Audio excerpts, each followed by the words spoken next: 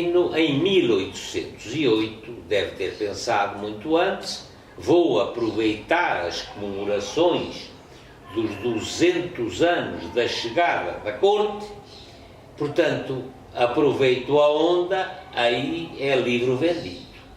E na capa, a toda a largura, bem chamativo, está um subtítulo de como uma rainha louca, um príncipe medroso e uma corte corrupta mudaram a história de Portugal e do Brasil. Ora, quando se pensa em escrever uma história, a história da corte que veio para o Brasil, à partida já se tinha que eliminar uma rainha que não reinava, que desde acho que há uns 15 anos o príncipe era regente sem ostentar. Portanto, a rainha realmente era louca, era demente, estava afastada e não tinha influência nenhuma. Portanto, de como uma rainha louca mudaram. A rainha louca não mudou a história. Ela veio porque tinha que vir, porque o filho, o príncipe, porque a corte inteira estava vindo e, logicamente, a rainha mãe, que mantinha o título, só o título, não o poder, viria. Mas o historiógrafo não tinha o direito de apresentar ali uma rainha louca no seu 1808. A rainha louca era como se não viesse. Aliás, hoje os jornalistas poupam os políticos, poupam os governantes, poupam as grandes figuras das suas particularidades, dos seus atributos e especialmente dos seus causos íntimos particulares. Hoje não se diz, presidente em Lisboa fez isto, em tal lugar fez aquilo, não se avança para a vida particular. E, mormente, falar de uma rainha que há quase 2 séculos morreu e que não pode realmente dizer aquilo que eu estou dizendo. Ela não influenciou o futuro de coisa nenhuma, não reinava, não mandava. Além disso, de como um príncipe medroso. Nessa obra, Laurentino também diz que ele enfrentou Napoleão. Napoleão era o grande comandante-chefe, o grande general dos franceses, comandava o maior exército do mundo, constituído por divisões francesas e de todos os países que ele ia conquistando, inclusive tinha divisão portuguesa lá. Era um exército cruel, era incentivado a conquistar para depois saquear, para depois estuprar, para depois violentar. Era um exército feroz. E o Napoleão, que comandava esse exército, que já tinha subjugado quase toda a Europa, só ainda não tinha sido derrotado na invasão à Rússia, Napoleão foi enganado, como ele próprio diz, que o único que o enganou foi o príncipe Dom João. O Laurentino diz que Dom João enfrentou. Ora bem, como é que um príncipe que recebe um ultimátum de Napoleão, fecha os portos à Inglaterra, e ele começa enganou Napoleão, foi ganhando tempo, porque há muitos anos, já há séculos, que se vinha falando que em qualquer dificuldade extrema a corte portuguesa se transferiria para o Brasil. Como é que ele tem coragem para chamar medroso a um homem que enfrentou Napoleão, que enfrentou tudo e todos, inclusive deu ordem à cúpula do Estado, porque não foi a corte que veio, foi a cúpula do Estado português que veio para o Brasil. Um homem que mandou embarcar tudo quanto de valioso tinha em Portugal, que mandou embarcar os seus ministros, os seus chefes de serviços, os seus generais, os seus juristas, os seus professores. Com ele veio a Academia de Marinha, veio a Academia Militar, veio o Colégio dos Nobres completo. O colégio naquela altura era instituição também de estudo superior, que mandou embarcar até a sua biblioteca do Palácio da Ajuda, que é hoje o núcleo forte e valioso e precioso da Biblioteca Nacional do Rio de Janeiro. Que mandou embarcar, não sabemos ao certo, mas entre 12 e 15 mil pessoas. Toda a nobreza do reino, ou quase toda.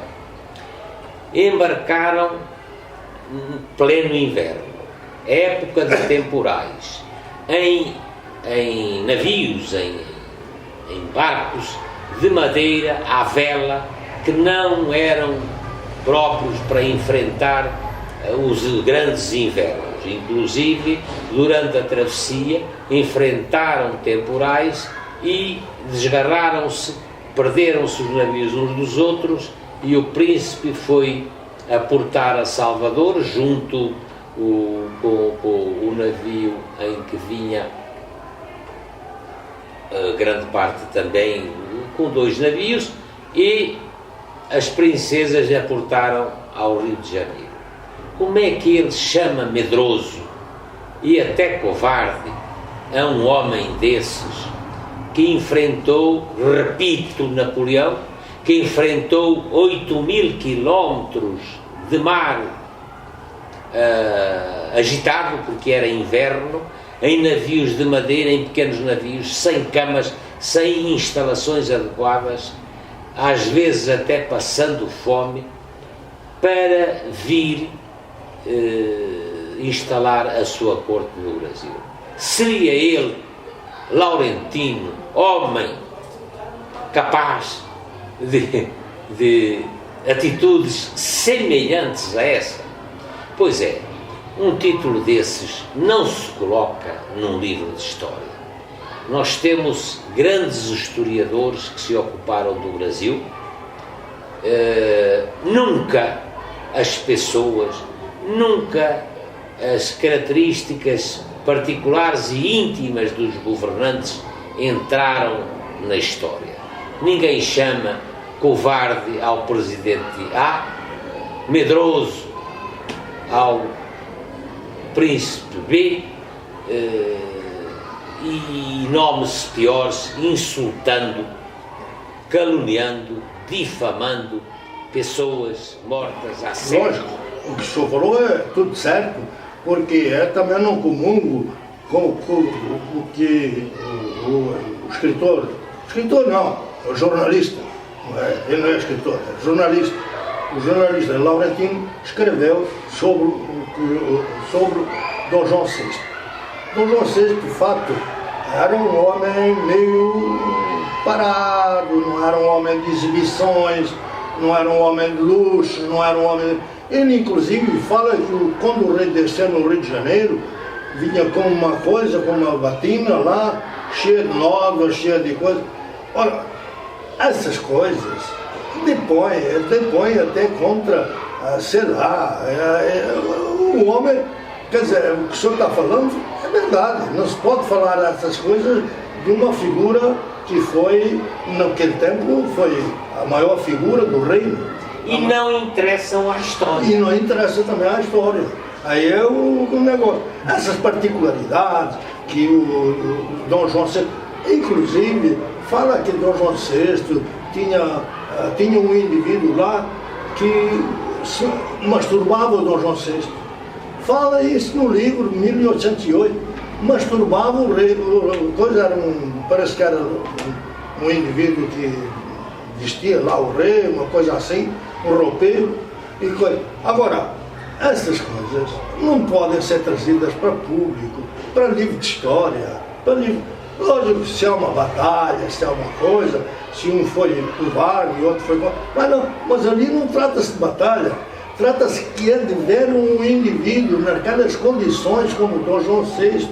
Quer dizer, o Napoleão, sabia-se que era o terror da Europa, foi o terror da Europa, e ele enfrentou a coisa, foi levando, até que conseguia arrumar as coisas dele todas e se mandou para o Brasil. Mas não fugiu. É que ele lá toda hora fala na fuga do Dom João VI. Dom João VI não fugiu. Como é que o indivíduo, vamos dizer, podia fugir na frente de uma coisa? Em quantos dias? Em 15 mil pessoas para ali, 15 mil pessoas não é brincadeira. Se me permite. O Laurentino não mostra formação académica e muito menos histórica. Pois. Mas bastava ir folhear um dicionário e ver o significado de fuga. Fuga é uma corrida, é uma coisa inesperada.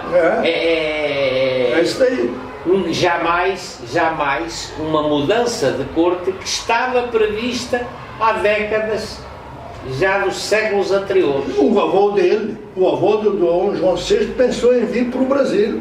Dom José I, no tempo do Marquês de Pombal, pensaram em vir para o Brasil. Aí depois, com muita guerra, muita coisa, aí se ficaram lá e tal, e não vieram.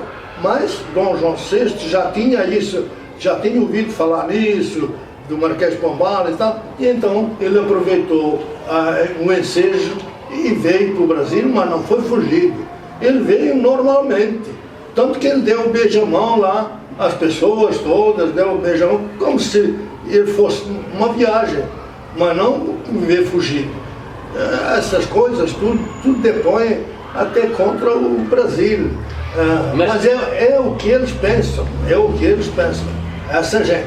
Tem uns conto-historiadores aí, uns são historiadores, outros não são, que falam a mesma coisa. Tem que falar mal dos portugueses para poder vender a obra deles. Se a obra deles fosse uma obra de verdade, não precisava falar mal dos portugueses, que nem o Sérgio Buarque de Holanda, também é a mesma coisa. Tem um livreco deles aí, que fala que os portugueses não queriam trabalhar, que os portugueses não tinham interesse em coisa, só viam as benesses que eles tinham, só viam as coisas. Os portugueses sempre foram trabalhadores, não foi só no Brasil, em todo o mundo. Os portugueses vão para todo o mundo e são trabalhadores. Hoje, a grande característica, a grande qualidade dos portugueses imigrados no mundo inteiro, é a qualidade de trabalho, a sua honradez e a sua disciplina.